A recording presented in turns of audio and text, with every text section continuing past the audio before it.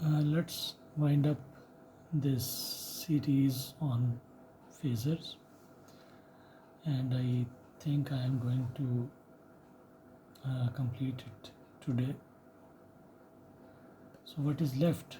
It's almost done, but what is left are a few tidbits and that will be covered in today's lecture, inshallah. So remember, in the study of phasors, this is very important, and the important things are always repeated several times. So always pay attention to those things that are repeated several times. Remember that phasors are used when we are dealing with sinusoidal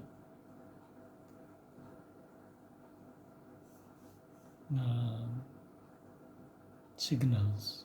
Let us use this word. In the signal, this word signal, we basically are referring to voltages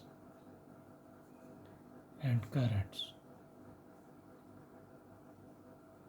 So when we are dealing with sinusoidal voltages and currents, then this concept of phasor help us in solving and doing the steady state analysis.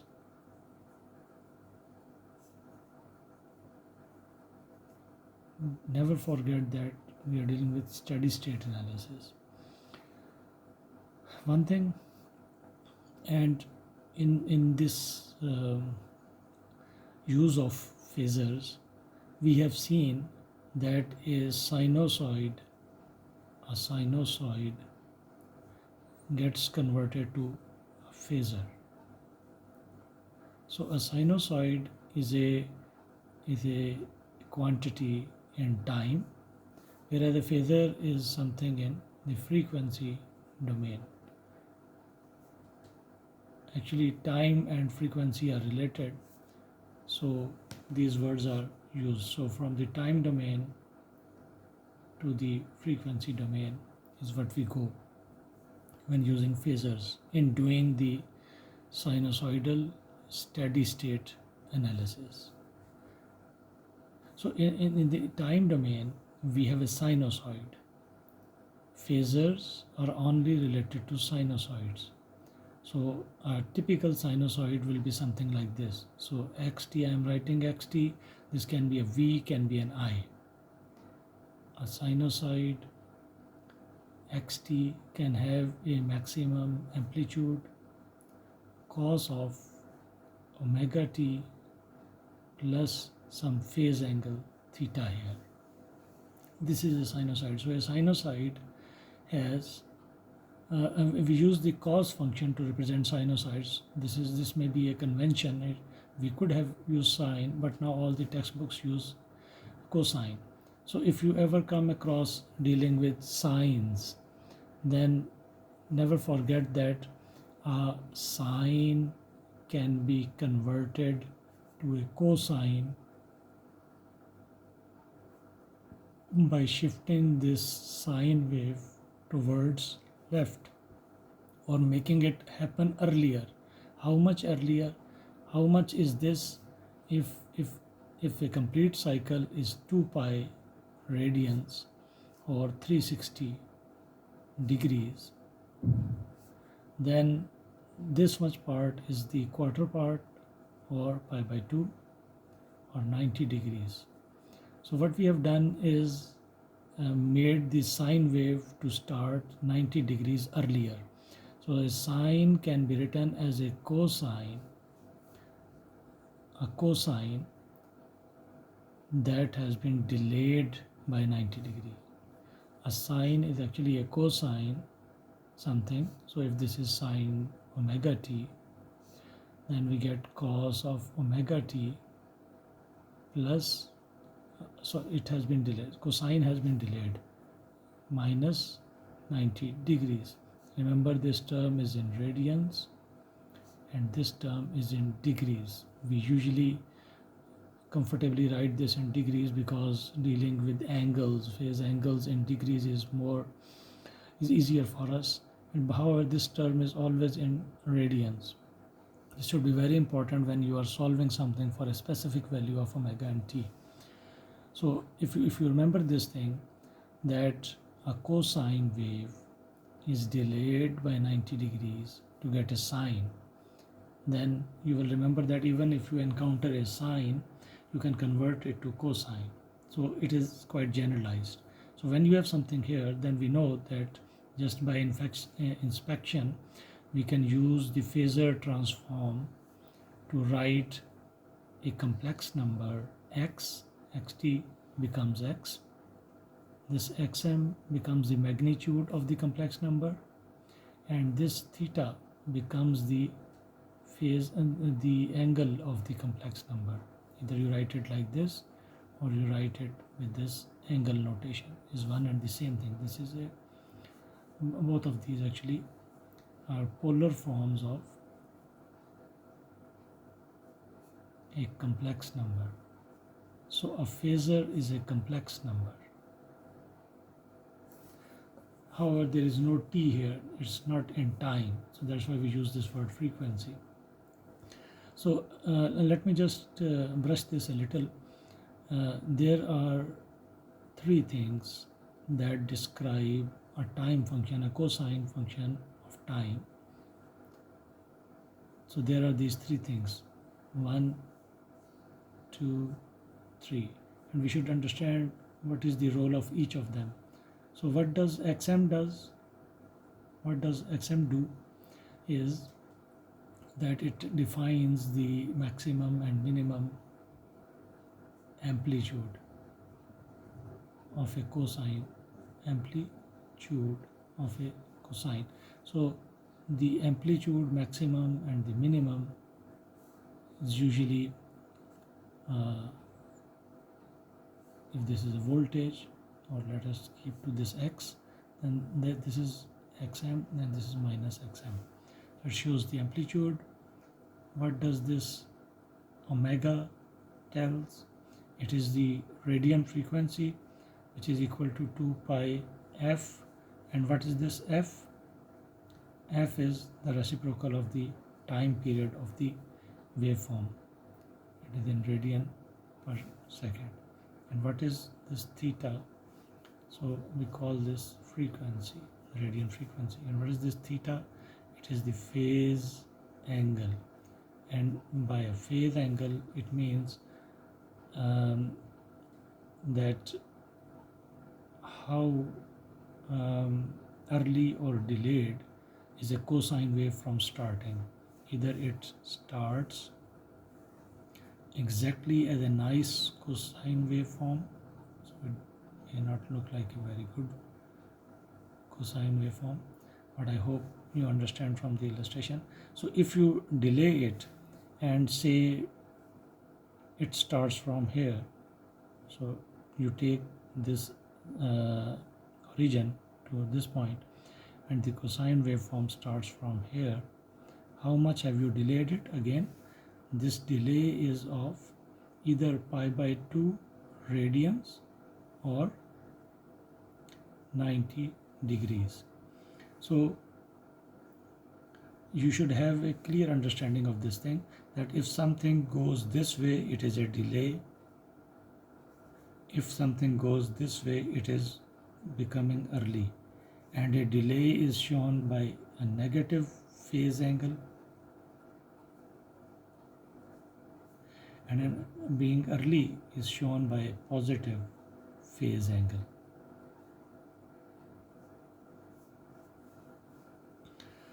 So let me just try to draw a few waveforms. So let us say we are dealing with 2 cos of, let us take omega as 1 t. Okay, let's just draw this for now. So this 2 basically comes in the finding the max and the min values where the cosine is contained. So this is the role of this 2. And what is the role of this 1? Or let us change this to some value. Let's keep it 1 for now. So basically this is the time axis. So when we put t is equal to 0 in here, cos of 0 is 1 multiplied by 2 is 2. When we put t as pi by 2, the value pi by 2, 3.14159 divided by 2 multiplied by 1 in radians, cos of that thing is going to be 0 because that is 90 degrees, and so on. So we can understand all these values. So this is when t is equal to 2 pi, when t is equal to pi, when t is equal to pi by 2, 3 pi by 2. So this is how a normal cos t function looks like. So in fact I should have started with taking this as 1 as well, to show that what is going to happen to a normal simple cos t function if now we change this to 2 cos t.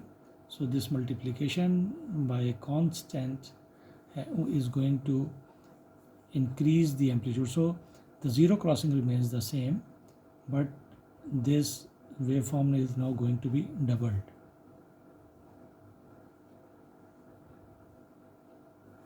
So you see it just got multiplied with a constant. So this is the effect of this factor. So what is this factor going to do? Let us look at that. So instead of cos t, now if we have say cos 2t, how we are going to plot this? So if t is 0, this is going to be 1. Okay, fine. Now if t is pi by 4, then this is going to be pi by 2, and cos of pi by 2 is 0. So now instead of being 0 at pi by 2, it will become 0 here. So what's happening? It is shrinking into half in this way. So this waveform is shrinking into half. So it is speeding up the time axis by 2, or shrinking this in half. It's occurring earlier. So this is how the waveform is going to look like. So a complete cycle earlier was taking place in 2 pi seconds. Now it will take a complete cycle will take pi seconds to complete. So this is what's happening here. So you see, as we keep increasing this, if we increase this, we are increasing the frequency. So we are increasing the frequency. The waveform is completing more cycles in the same amount of time. So that is what a frequency, the word frequency signify. Okay, so this was cos t. So let us now look at the third thing. What does that do? So if we are now interested in cos t plus 45 degrees, what would this be? What would this mean? So if t is 0 now, it is not cos of 0, 1, it's cos of 45. And cos of 45 is 0.707. So now at 0, it is not 1, it is 0.707. And when will this whole thing be 0? When t is minus pi by 4. So it becomes earlier. Pi by 4 is 45 degrees. Minus pi by 4 plus 45 degrees cancel out and become 0, because this is in radian. And so basically if you are here at minus pi by 4, this was pi by 4, then basically you have this 1 here. And now the waveform looks like this.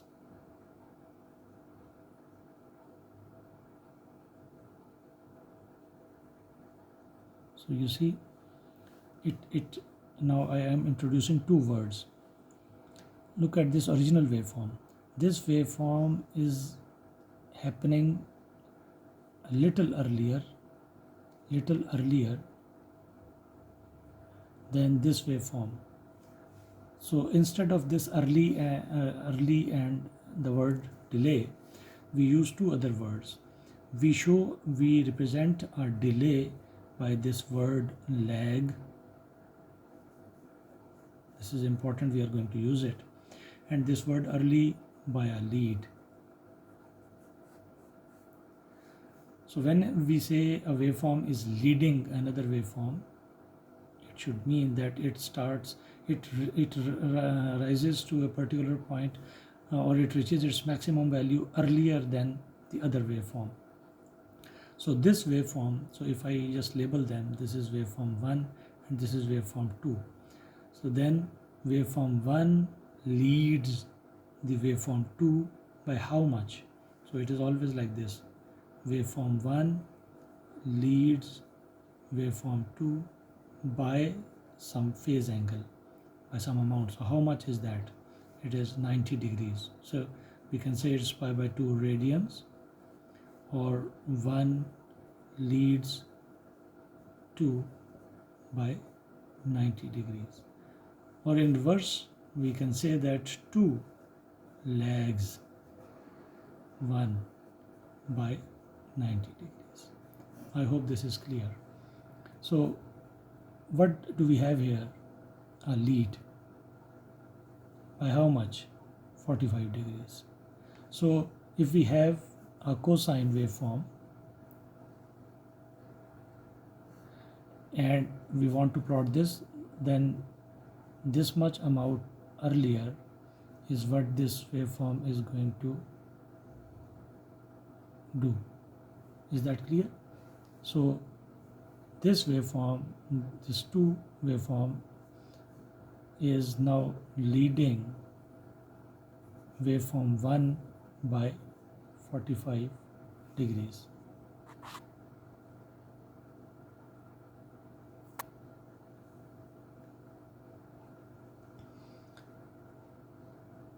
I hope everything about here is clear. So what's going to happen if we say we have say 1.5 cos of say 2t plus 90 degrees. Okay, so what's going to happen now? So remember, say we start with a normal cosine waveform. So 1.5 is going to increase this amplitude. This is the effect of 1.5. Effect of 2 is that instead of a waveform completing here, it will complete here. So basically it will speed up.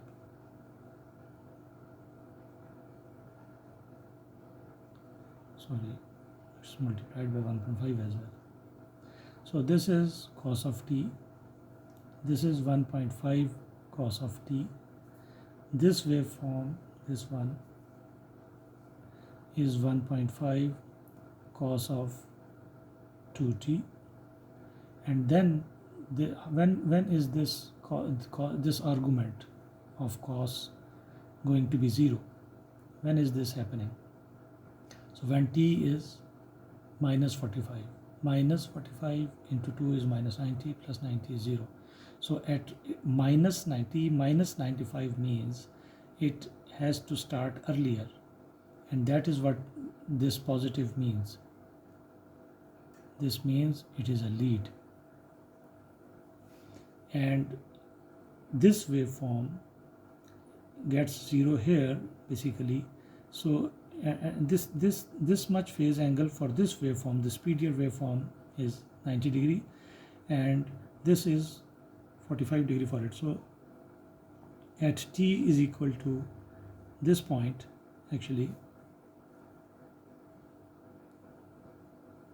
or minus 45 degrees, is when we get this whole thing 0.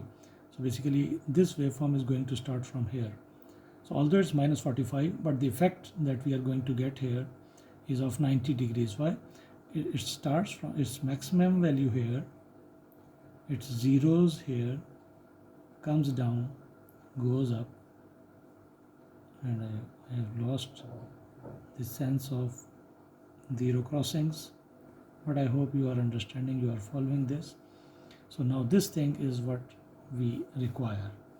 This 90 degree applies to this 2t, not only t. So basically this whole 2t thing has to be earlier by 90 degrees, or t must be earlier by minus 45 degrees. The easiest thing to see here is you always look at this argument and see when it is going to become 0. So when t is minus 45, this is going to be 0. So basically this is how the waveform looks like. It crosses from 0 at this point at t is equal to 0, and it makes perfect sense. Now look at this thing, 1.5 cos of 2t plus 90 degree, and someone says okay, t is minus pi by 4 radian, seconds, t is time in seconds, minus pi by 4, minus 3.14159 divided by 4. So we do this and solve this. This is going to the value, this value minus pi by 2 or minus 3.14159 divided by 2 will be in seconds for time, but now multiplication with this omega, radian per second, is going to cancel that second with second in denominator here, and we get radian. So this thing is now in radians. You convert this, you convert something in radians by multiplying them with 180 divided by pi 2 degrees. And what do we get here when we do this? So we got minus pi by 4, and we multiply this by 180 divided by pi cancels.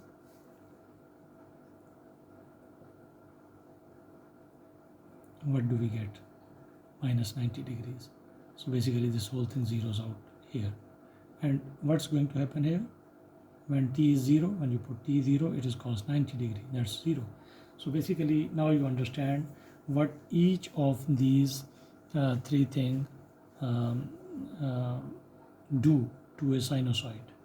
This is the amplitude, this is the frequency, this is the phase angle. And this amplitude and the phase angle are what constitutes a phasor. I think it is because of this phase angle that this word phasor has been coined. So this should be very clear. And the second thing that you should understand when dealing with cosine or sinusoids and phasors,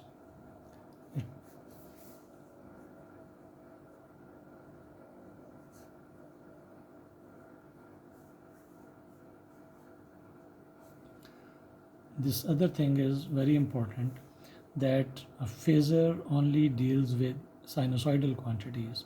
So if you have a circuit, a quick small circuit,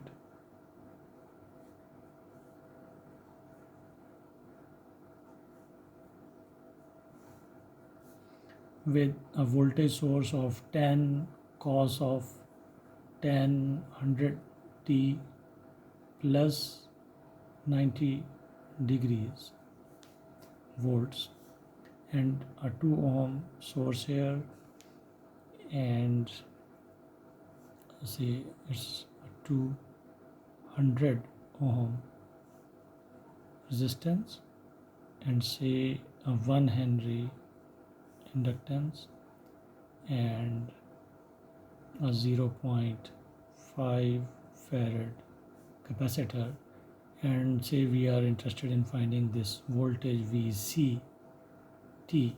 Now remember this important thing, this is a voltage, sinusoidal voltage. We are going to get a phasor equivalent in this frequency domain, that would be 10 angle 90 degree. Simple as that. We ignore this. However, this is omega. We must know this is omega, radian per second, and that omega is going to be used when we find the reactances.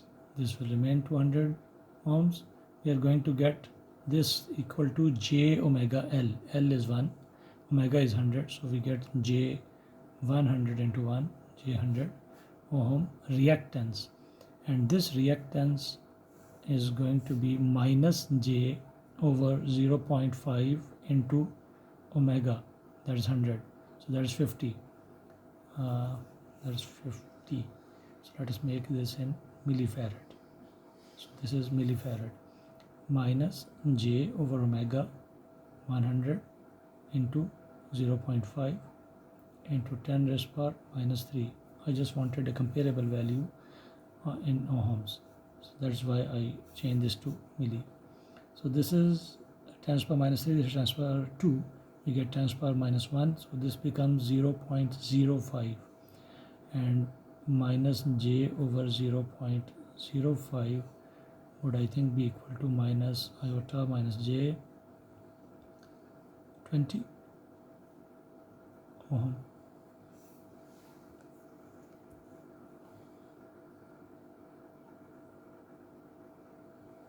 So it is minus iota 20 ohms, and this is often people forget these things, but everything is to be converted here. So the small VCT is going to be that capital large VC. This is a phasor quantity. So remember what I wanted to say is this is a phasor, this is a phasor, these are not phasors. Remember, the impedances, reactances, resistances are not phasor quantities. However, they may look like complex number. They are complex numbers. So this is a complex number. This will be a complex number. The sum of all these is going to be a complex number. So the total impedance that this source is going to see, let us represent an impedance by a box symbol, then this will be 200 plus iota 80 ohm. Now this is a complex number, can be written in polar form like this. So while this is a complex number, this is a complex number, this is a phasor, this is not phasor. This should be very clear. So this is impedance. Impedances are not phasor quantities. Phasor quantities come from sinusoidal quantities. This should be clear. And the other thing that I want to highlight in this lecture is the behavior of a resistor, inductor and capacitor. So here the voltage, all these are small quantities to represent as in time domain, and then we will later see in frequency domain or phasors how they are related to each other. So here, if say we tell you that the voltage is this waveform, then R, this R is going to define what will be the amplitude of I. I would be similarly smaller or longer on a different scale. I would be exactly in line with this waveform. So both V and I are going to have the same phase angle. So we say that V and I, we saw this last time as well, V and I are in phase. The term we use is being in phase. And in the phasor domain we can see this as well, that if this is R and this is capital V and this is capital I, then V is equal to R into I. So if V is something like, this is a phasor quantity actually, Vm angle theta, or let us start from I. If I is something like Im angle theta, then multiplication with a constant R is going to define this Vm is equal to Rim. However, this angle phi of voltage will remain equal to theta. So both the phase angles are same. Amplitude changes. So the resistance actually only changes the amplitude of the current or voltage, but the phase angles remain the same. This is important. So how things are when we are dealing with an inductor. Now if you remember, an inductor opposes sudden change in current.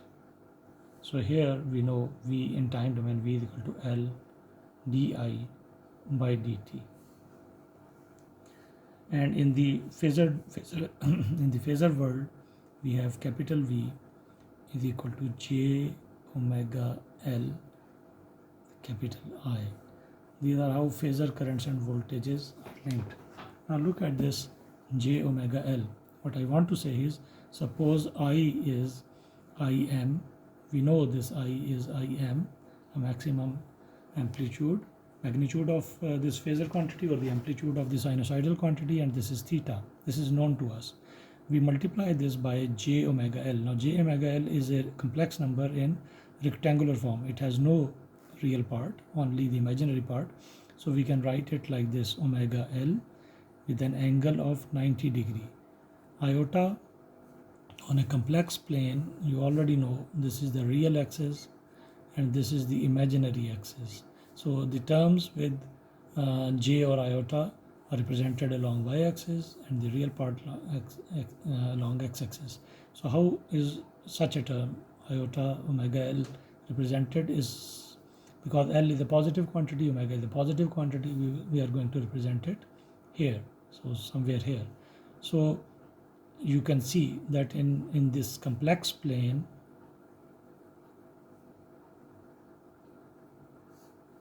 this angle is 90 degrees and this is omega L, this distance. So basically it is a complex number in polar form, omega L angle 90 degrees. This is a complex number in polar form, and multiplication of both of them. So basically their magnitudes multiply, so we get omega L Im. And what happens to their phase angles? They add together. So theta plus 90 degrees. This is what the phasor voltage would be, Vm angle phi. So phi, I am assuming phi is the phase angle of the voltage here. So you see the magnitude is this one, and the phase angle of the voltage is the phase angle of the current plus 90 degree. So can you tell me, pay close attention, can you tell me which one will lead or lag which one? So if we say the phase angle of the voltage is 90 degrees greater than or positive than the phase angle of the current, which one is leading and which one is lagging the other?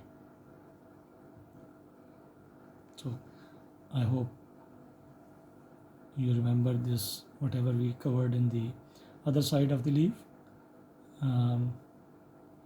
If this was a waveform of current, so this is current, and the phase angle theta for this waveform is 0 degrees, it's a cosine waveform, then what will theta plus 90 degree means? So this is 90 degree, it will be like this.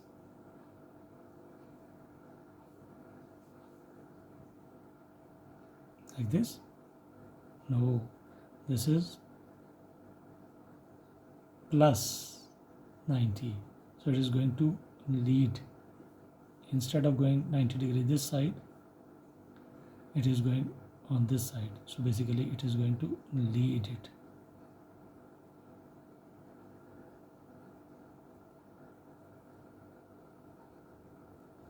So if this is the original current waveform with phase angle of, let me just write it, the phase angle here. So this has a phase angle of 0 degree, this has a phase angle of minus 90 degree, it's a delay, and this has a phase angle of plus 90 degree, and we see it has a phase angle of plus 90 degree. So the voltage, no, note my words, the voltage leads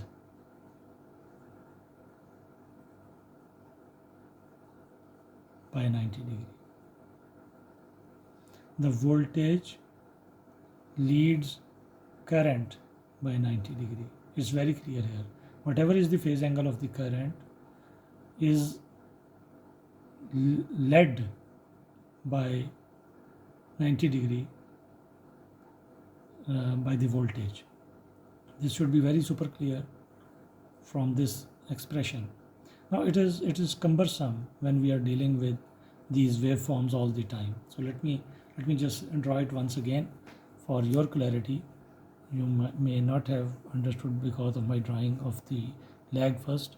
So if this is the original current waveform, this is the current waveform with a theta of 0 here, then plus 90 in the phase angle means it goes to this side. It becomes earlier. So a plus 90 here means it zeros here, minimum here, zeros here, maximum here. So this is I, this is V. So which one is leading the other one? So we see V leads I by how much? By 90 degree. Or we say, in other word, I lags V by 90 degree. Note this sentence. Doesn't this sort of match with this one? An inductor resists sudden change in current. An inductor resists sudden change in current. So a voltage source across an inductor says, okay, I suddenly want to change the voltage across. I am going to change the voltage across the inductor, and the current says, okay, I will follow you, but I will not quite follow you, I will lag behind you. So this statement is important, that the current lags voltage by 90 degree in an inductor. All this is dealing with the inductor, and you can pretty easily understand what's going to be the case for a capacitor. For a capacitor, voltage is going to lag current by 90 degree in a capacitor. Why? Because a capacitor resists sudden change in voltage. So while a current can suddenly be established in a capacitor, a voltage takes time to develop. And all these makes perfect sense. However, drawing these waveforms is not always very easy. So instead, we stick in the frequency domain. We take up this, and come to a diagram that is much more useful. It is drawn, it is basically drawn on this complex plane, but because of the name of the diagram is changed, we take up all the phasor quantities only. So I is a phasor quantity, V is a phasor quantity, j omega is not phasor. We take up the phasor quantities and we use a complex plane to represent the phasor quantities here. So for example, if somebody tells you this is I, and we use this arrow to represent that complex number in polar form. So it is actually an I. It means this is I phasor. So this length is the magnitude of that complex number, and the phase angle from positive x-axis is the angle. So we see the phase angle is 0 here. So it is representing this thing. If this amplitude is capital I, this one, then the magnitude of the complex number is I. And if it starts, the cosine starts nicely from here, it has a phase angle of 0. And then the voltage, the phasor of this voltage can be plotted as well. So if theta is 90, so plus 90 goes here, and this is what voltage would be, the voltage phasor. This capital V is the magnitude of this complex number. And if instead I tell you that, okay, this is the current of the inductor, this is the phasor of the current in the inductor, we know this, then exactly at 90 degree would be its voltage. This is what is being evident from these expressions. So if we say, okay, this is the current through the inductor, remember the voltage always has to lead by 90 degree, and this is positive angle. So we have to move positive 90 degree here and say this is going to be the voltage. Obviously these lengths depends on the scale we are using for currents and voltages. So this is what is known as a phasor diagram. A phasor diagram is nothing but complex numbers represented on a complex plane in the polar form for us to understand which phasor leads which one or which one lags which one. It's a very good representation, and instead of drawing the sinusoids, we try to understand that from here.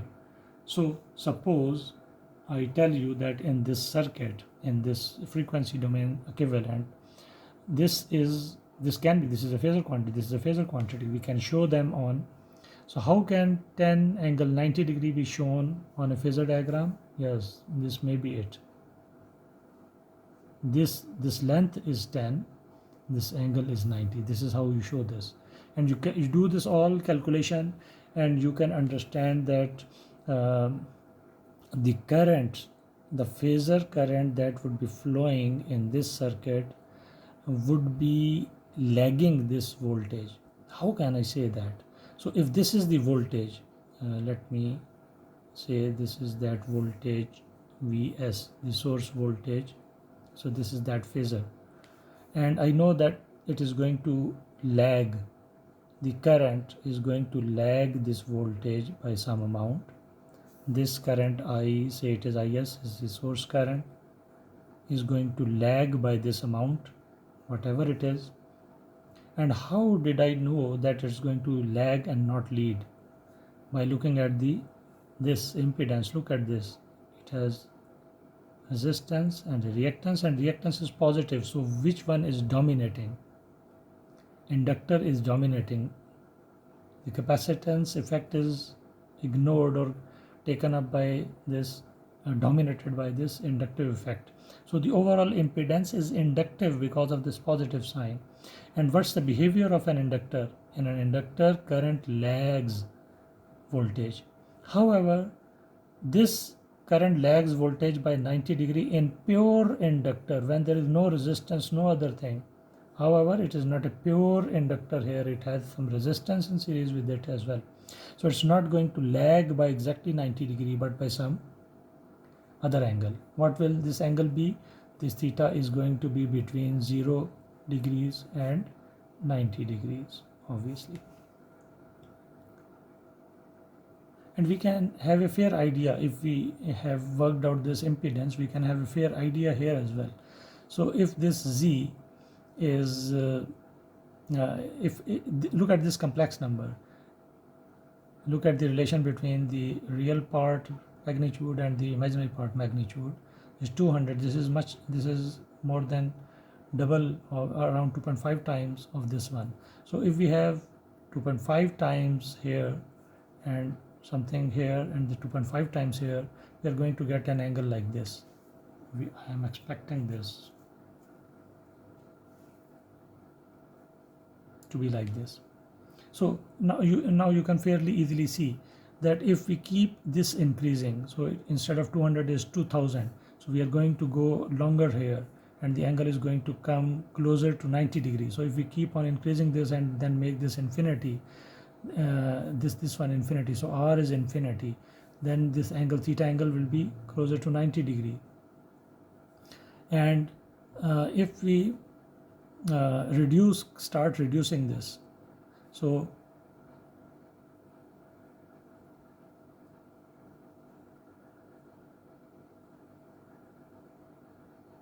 I forgot that the effect of this one, this angle 90 degree, that has to be taken into account as well.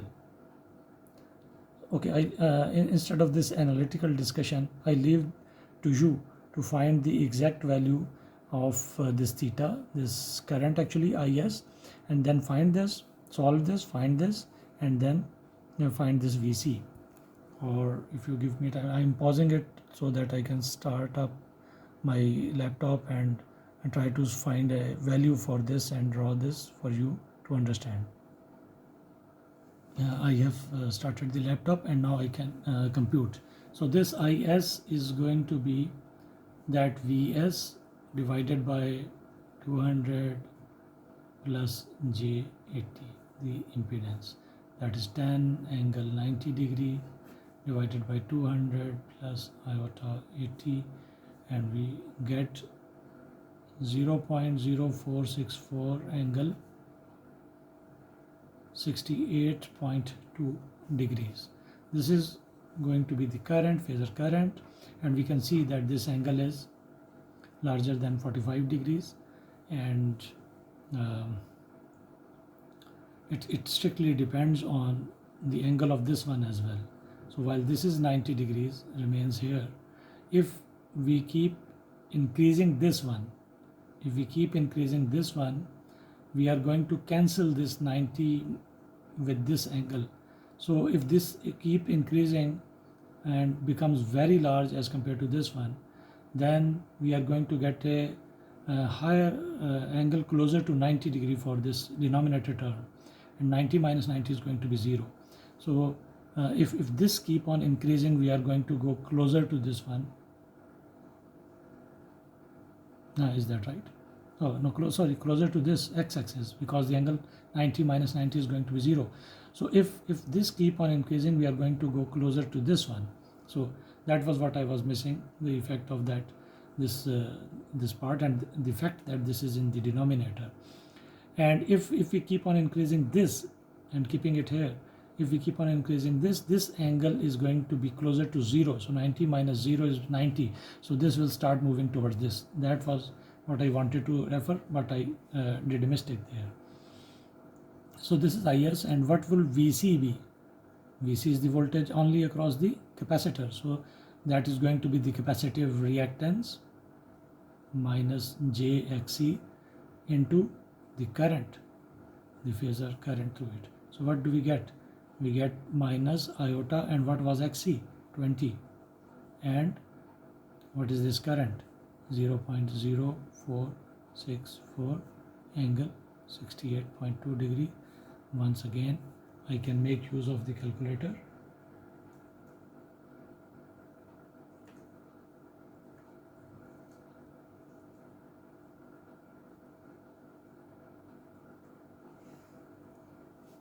To get 0.93 angle minus 21.8 degrees. So this is voltage now, the phasor voltage. It's a small value. Why? You can see that much of the voltage is going to drop across this one. It has a larger value in ohm. It has almost half of this one, and this is quite less as compared to the other two. So it has a small voltage across it. And now we can on this phasor diagram, let's make a phasor diagram specifically for this circuit. So we have the phasor diagram. We plot Vs here. This is Vs. So this is 10 and angle 90 degree. And how can Is be plotted? Is is, now we obviously need a different scale for this one. So let us say it is in milliamperes, and we write this as 46.4 milliamperes. So whatever, this is a approximate drawing. Remember, the scales of voltage and currents are always different. All voltages must be drawn at one scale, and all currents on a different scale but the same scale. And we have an angle of 68.2 degrees. So we are here. The resistive effect is more dominant than the inductive effect, so it's closer to the voltage. When inductive effect is more dominant, say it is a larger value and this is smaller value, it will be closer to 90. Let's say this is current, whatever that current is, IS, and this angle is 68.2 degrees. And what do we get as VC? Now on the same scale, if this is 10, then it is a very small value and it is a negative. So we come here. So this is that VC, and this angle actually would be minus 22 degrees roughly. This is the phasor of current. So we can understand that the phasor of the voltage across the capacitor lags. This is a lag For positive angles, you go like this. For negative angles, you go like this. So how much VC is behind this, we go like this. This is a larger angle. This is a smaller angle. We always take the smaller one. So we say VCT lags VST small, VST by 90